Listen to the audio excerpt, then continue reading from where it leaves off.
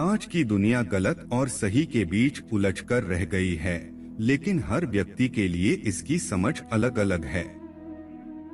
इस कारण उनके बीच अकारण असंतोष और विवाद बढ़ रहा है। लेकिन क्या गलत और सही जैसी कोई चीज होती है? दर्शकों, जय श्री कृष्णा। स्वागत है आपका एक बार पुनः। वीडियो को अंत तक अवश्य देखें और चैनल पर नए हैं तो कृपया चैनल को सब्सक्राइब अवश्य करें। आइए जानते हैं। अध्यात्म इसे एक अलग दृष्टिकोण से देखता है और इसे समझने में आपकी मदद करता है। आपने अपने जीवन में ये जरूर सुना होगा कि परफेक्शन जैसी कोई चीज नहीं होती। कुछ भी ऐसा नहीं है जो परफेक्ट हो।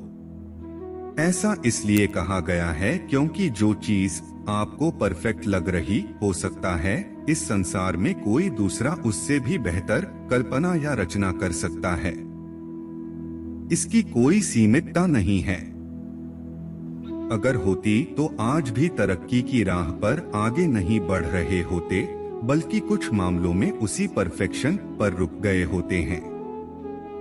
खैर, ये सच समझने के बावजूद हम इस भ्रम से नहीं निकल पाए और आज भी हम कुछ लोगों के लिए परफेक्ट शब्द का इस्तेमाल कर लेते हैं।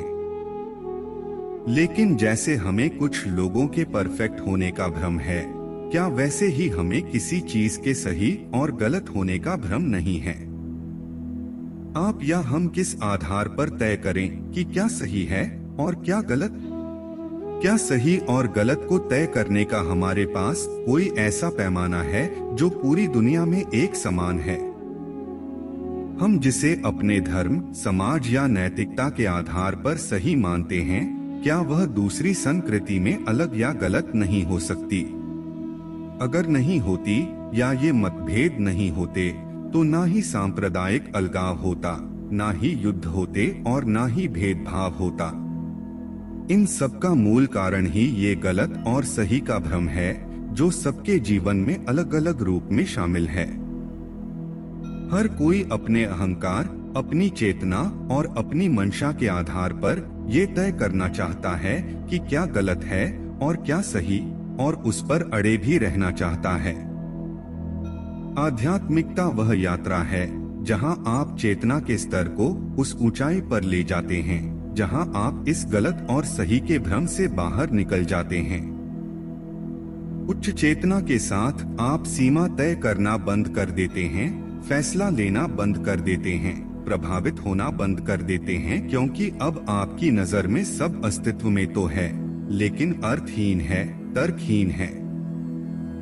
वास्तव में आप उन भावनाओं से मुक्त हो जाते हैं जो अब तक आपके लिए गलत और सही का निर्धारण कर रही थी। ऐसे में सही और गलत के मायने नहीं रह जाते। मनुष्य का सबसे बड़ा विकार उसका अहंकार है जो उसे सही और गलत तय करने के लिए उकसाता है। आध्यात्मिकता आपको अहंकार मुक्त बनाता है, जिससे आप इस विकार से मुक्त हो जाते हैं। फिर आप किसी परिस्थिति का सही और गलत आकलन करने के बजाय अपने कर्मों पर और उस परिस्थिति से मिले सबक पर अधिक ध्यान देने लगते हैं। अध्यात्म आपको वह सूक्ष्म दृष्टि देता है कि आप वस्तुस्थिति को समझ पाते हैं, क्योंकि वास्तव में एक ही चीज अलग अलग परिस्थितियों में गलत और सही दोनों हो सकती है। ऐसे में किसी भी परिस्थिति, कर्म, बात या व्यवहार, वो हर चीज जिसे आप गलत और सही में बांटना चाहते हैं, को जज करना व्यर्थ है, क्योंकि ये दोनों ही स्थितियां केवल भ्रम हैं, समझ का फेर है। कभी आपने सोचा है कि पाप का मुख्य स्रोत क्या है? वो कौन सी मनुष्य की स्वाभाविक प्रवृत्ति है जो उसे पाप की ओर ढकेलती है? आप उस प्रवृत्ति को पाप का गुरु भी कह सकते हैं। पाप क्या है और इसका गुरु कौन है, इस प्रश्न को कथा के माध्यम से सरलता से समझने का प्रयास करते हैं। एक बार एक ब्राह्मण कई वर्षों तक काशी में शास्त्रों का अध्ययन करने के बाद अपने गांव लौटे। पूरे गांव में इस बात की चर्चा होने लगी कि एक ज्ञानी ब्राह्मण गांव पधारे हैं और वो धर्म से जुड़े किसी भी पहेली को सुलझा सकते हैं। उनकी प्रशंसा सुनकर एक किसान उनके पास आया और उसने एक सवाल पूछ लिया। उसका सवाल था कि आप हमें यह बताइए कि पाप का गुरु कौन है। प्रश्न सुनकर ब्राह्मण परेशान हो गए। उन्हें कई गुरुओं का ज्ञान था, लेकिन पाप का भी गुरु होता है, यह सवाल उनकी समझ के बाहर था। ब्राह्मण उस सवाल का जवाब ढूंढने के लिए काशी के अनेक गुरुओं से मिले, लेकिन उन्हें उस सवाल का जवाब नहीं मिला। अचानक एक दिन उनकी मुलाकात एक अछूत कन्या से हुई। उसने उस ब्राह्मण पंडित को परेशान देख उनसे परेशानी का कारण पूछा।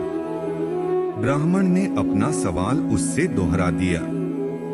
सवाल सुन अछूत कन्या बोली, पंडित जी, इसका उत्तर मुझे पता है, लेकिन उत्तर पाने के लिए आपको कुछ दिन मेरे पड़ोस में रहना होगा। ब्राह्मण पंडित को उम्मीद की एक किरण दिखी। वह उसकी बात मान गए। उस अछूत कन्या ने अपने पड़ोस में उनके रहने की अलग से व्यवस्था कर दी। पंडित जी छुआछूत बहुत मानते थे और धर्म के कट्टर अनुयायी थे। उस घर में रहकर उत्तर की प्रतीक्षा में उनके कई दिन बीत गए, लेकिन उन्हें सवाल का जवाब नहीं मिला। एक दिन वह अछूत कन्या उन्हें बोली, आपको भोजन पकाने में बड़ी तकलीफ हो रही होगी। यहाँ आपको कोई जानता नहीं। आप कहें तो नहा धोकर मैं आपके लिए भोजन तैयार कर दिया करूं। साथ में उसने यह भी लालच दिया कि यदि आप मुझे इस सेवा का मौका दें तो मैं दक्षिणा में 5 स्वर्ण मुद्राएं भी प्रतिदिन आपको दूंगी। स्वर्ण मुद्रा का नाम सुनकर ब्राह्मण पंडित को लालच हो गया और उन्होंने कहा, तुम्हारी जैसी इच्छा। बस इस बात का विशेष ध्यान रखना कि मेरे कमरे में आते जाते तुम्हें कोई नहीं देखे। दूसरे दिन कन्या भोजन बनाकर ले आई और पंडित जी के सामने परोस दिया। पर जो ही पंडित जी ने खाने के लिए हाथ बढ़ाया, उसने सामने से परोसी हुई थाली खींच ली। इस पर पंडित जी गुस्सा हो गए और बोले, यह क्या मजाक है। इस पर स्त्री ने कहा, यह मजाक नहीं बल्कि आपके प्रश्न का उत्तर है। पहले आप भोजन तो दूर किसी के हाथ का पानी भी नहीं पीते थे और निष्ठा के साथ अपने धर्म का पालन करते थे, मगर स्वर्ण मुद्राओं के लोभ में आपने अपने नियम धर्म के विरुद्ध जाकर आप मेरे हाथ का बना खाना खाने को राजी हो गए, जो आपको पहले किसी भी कीमत पर स्वीकार नहीं था।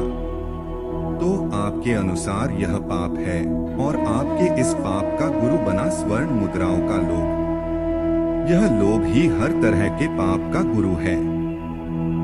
कन्या की यह रहस्यमय एवं गूढ़ बात पंडित जी को समझ आ गई। तत्पश्चात वह गांव और आकर किसान को उसके सवाल का जवाब दिया और समझाया कि लोभ लालच का जो कारण होता है, सही मायने में वही पाप का गुरु होता है। दर्शक बंधुओं, हमें आशा एवं विश्वास है कि जानकारी अच्छी लगी होगी। कमेंट बॉक्स में जय श्री कृष्णा अवश्य लिखें। धन्यवाद।